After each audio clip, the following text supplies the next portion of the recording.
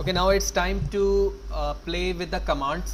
ठीक है, कि हम कमांड्स को किस तरह से अपने लिनक्स के इस कमांड टर्मिनल पे यूज़ कर सकते हैं। तो हमें पता है कि लिनक्स के अंदर जो भी काम आपने परफॉर्म करना है वो कमांड बेस्ड करना है, और इस वक्त मैं टर्मिनल पे मौजूद हूँ। तो सबसे पहले आप हु एम आई लिख कर एंटर प्रेस करेंगे तो आप ये देख सकते हैं कि इस वक्त आप किस यूज़र नेम से लॉगिन हुए हैं। ठीक है, पासवर्ड आपका सेंसिटिव डेटा होता है, वो शो नहीं होता। और उसके बाद आप देख रहे हैं टाइम और डेट भी मेंशन हो रही है कि जो यूज़र इस वक्त लिनक्स पे काम कर रहा है वो किस नेम से लॉगिन हुआ है और क्या टाइम उस वक्त मौजूद है। ओके, उसके बाद हम एक और कमांड यूज़ करते हैं यहाँ पर, जिसको हम कहते हैं pwd। pwd से हमें क्या पता चलता है कि आप जिस नेम से यहाँ पर आए हैं कि करंट डायरेक्टरी क्या है आपकी, किस डायरेक्टरी पे आप मौजूद है। तो आप देख रहे हैं कि डायरेक्टरी लिखा हुआ है होम, एक डायरेक्टरी है यानी फोल्डर है, उस फोल्डर के अंदर हमारे पास यूज़र मौजूद है। इसी तरह जिस डायरेक्टरी पर आप मौजूद हैं यानी जिस जगह पर आप मौजूद हैं वो उस जगह पर कितनी फाइल्स कितने फोल्डर मौजूद है वो आप देख सकते हैं ls प्रेस करके। मैंने लिखा ls, एंटर प्रेस किया तो जिस जगह यानी यूज़र 1 मौजूद है वहाँ पर ये तमाम फाइल्स बनी हुई है, जिसका नाम है basic1, basic1.c, basic2, desktop and Fahad. ये वो तमाम फाइल हैं जो इस वक्त इस डायरेक्टरी में मौजूद है जहाँ पर मैं इस वक्त मौजूद हूँ। इसी तरह अगर मुझे किसी डायरेक्टरी के बैक हैंड पे जाना होता है तो cd डॉट डॉट लिखता हूँ, फॉरवर्ड जाना होता है तो cd के बाद उस लोकेशन का नाम लिखता हूँ। फॉर एग्जांपल मुझे फॉरवर्ड जाना है तो मैं लिखूंगा cd डेस्कटॉप, एंटर। तो इस वक्त मैं अपनी मशीन के डेस्कटॉप पर आ चुका हूँ। डेस्कटॉप पर क्या क्या चीज़ें वो देखनी है मुझे, ls, एंटर। ठीक है, तो जूम कर देता हूँ मैं। ठीक है, तो यहाँ पर वो तमाम चीज़ें मुझे दिख रही हैं कि डेस्कटॉप पर ये वो चीज़ें हैं जो आपके मौजूद हैं। बैक आना है मुझे यानी दोबारा से यूज़र 1 पर आना है मुझे, तो मैं लिखूंगा cd space dot dot enter, और मैं दोबारा से फॉरवर्ड आ चुका हूँ, बैक आ चुका हूँ। तो ls से हमने देखा कि हम अपनी हिस्ट्री देखते हैं कि क्या क्या चीज़ें वहाँ पर मौजूद हैं। इसी तरह हमने फॉरवर्ड और बैकवर्ड जाने का तरीका देखा, और pwd से हमने करंट डायरेक्टरी देखी।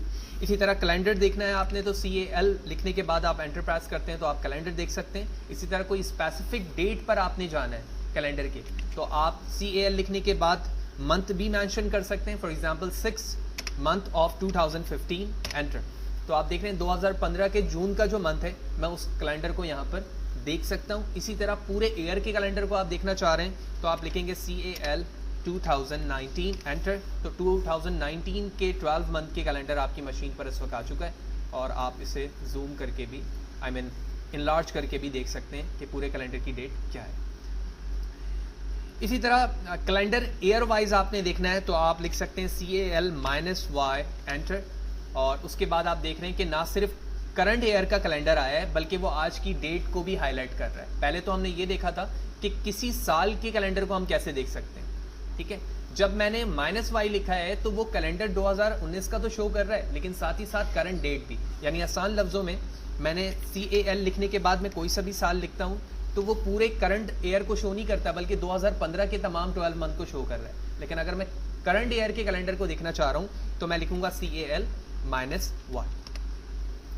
सिमिलरली डेट हमने इस तरह से देखा कि कैलेंडर वाइज, लेकिन मैं स्पेसिफिक डेट देखना चाह रहा हूँ तो मैं लिखूंगा डेट, एंटर। और उसके बाद आप देख रहे हो कि वो कंप्लीट डिस्क्रिप्शन आ गई कि इस वक्त कौन सा दिन है, कौन सा डे है और क्या टाइम हो रहा है इस स्टैंडर्ड के मुताबिक विद ईयर। तो ये कुछ बेसिक कमांड्स थी जो लिनक्स पे आप इस चीज़ों को मैनेज कर रहे होते हो कि किस तरह से आप अपने मशीन के अंदर मौजूद डायरेक्टरी को देखते हो, फॉरवर्ड जा सकते हो, बैकवर्ड जा सकते हो, डेट देख सकते हो, टाइम देख सकते हो, एंड सो ऑन।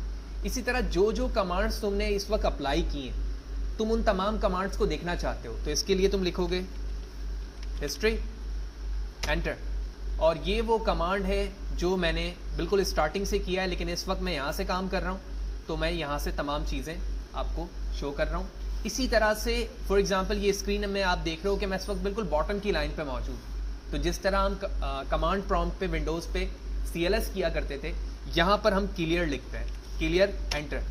तो क्या होता है पूरे पेज आपका क्या हो जाता है, एम्प्टी हो जाता है। हिस्ट्री दोबारा शो करना है मुझे और एंटर प्रेस करता हूँ। तो हिस्ट्री में यानी इस सेशन के अंदर हमने जो जो चीज़ें देखी हैं वो यहाँ से देखी हैं कि हम किसी चीज़ को क्लियर कैसे कर सकते हैं। कौन सा यूज़र इस वक्त अपनी मशीन पर लॉगिन हुआ है, करंट डायरेक्टरी उसकी क्या है, इसी तरह से एलएस से कितनी चीज़ें वहाँ पर उसकी डायरेक्टरी पे मौजूद हैं। डेस्कटॉप पर मुझे फॉरवर्ड जाना है, उस फॉरवर्ड जाने के बाद वहाँ पर करंट डायरेक्टरी में क्या क्या चीज़ें मौजूद हैं। बैकवर्ड जाना है, कैलेंडर कैसे देख सकता हूँ, स्पेसिफिक डेट और मंथ को किस तरह से देख सकता हूँ, किसी ईयर के कैलेंडर को कैसे देख सकता हूँ, करंट ईयर के कैलेंडर को कैसे देख सकता हूँ, 2015 के कैलेंडर को कैसे देख सकता हूँ। उसी चीज़ को हमने रिपीट किया। फिर स्पेसिफिक डेट कैसे देख सकते हैं, फिर हमने देखा कि जितनी चीज़ें, जितने कमांड मैंने यूज़ किए हैं उनकी हिस्ट्री कैसे देखूंगा और उसके बाद मैं उसे क्लियर कैसे कर सकता हूँ।